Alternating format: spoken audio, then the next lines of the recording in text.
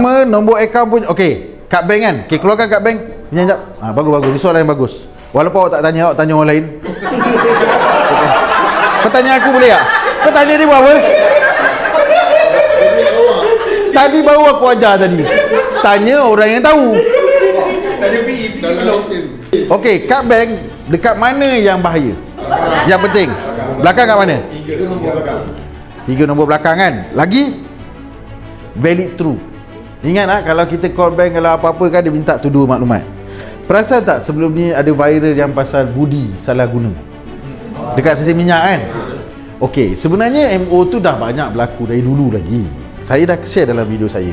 Simple je. Apa-apa kad bank yang awak guna untuk pembayaran, pastikan awak jangan tinggal kat kaunter kan. Lepas tu kita pergi tempat lain kan? Ataupun waiter stand megah holding kan, dia pun bawa kad kan, awak tinggalkan kat situ kan. Lepas tu dia pun pergi sana, dia swipe apa semua. Jangan. Itu zaman dulu, tak boleh. Kad awak bayar, awak kena tengok supaya dia tak boleh ambil apa-apa data kat sini. Saya banyak tangkap dah cashier-cashier yang menipu, melakukan pecah amanah dengan cara dia ambil data kat sini, dia beli online. Boleh, guna cash pun senang mah. Lagi senang mah. Dia kita senang tak dia? Senang tak? So dekat sini yang paling penting yang belakang ini. Boleh juga, cash pun boleh juga. Cuma zaman sekarang semua kan pakai QR, betul tak? Saya faham tu. Cuma saya nak bagi tahu ini jangan bagi kat siapa-siapa. Nombor akaun, nama, apa-apa butiran.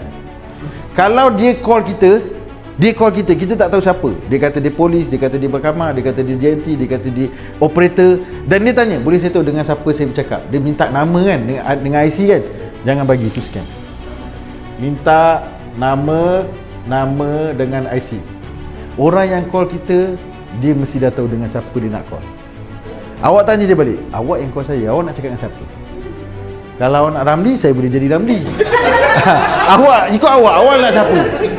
Awak kena dengan dia balik. Sebab ada orang call. Contohlah awak kat sini lah. Katalah awak seorang operator, kerja kontak klien. Mesti awak dah tahu nama klien awak, betul tak? Kena ingat tu, integriti dan prosedur tu penting untuk awak tahu.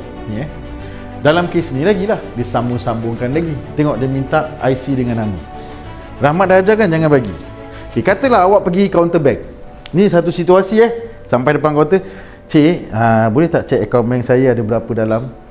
Boleh cik, bagi saya nama dengan IC. Contohlah staff kaunter ataupun nombor akaun, nama IC nombor akaun kan, kita pun bagi. Boleh bagi ke tak staff kaunter tu? Tak boleh. Rahmat baru ajar ni, kata jangan bagi kan. Boleh bagi tak itu orang? Tak boleh. Kalau tak boleh, macam mana mau buat kerja? Ayah.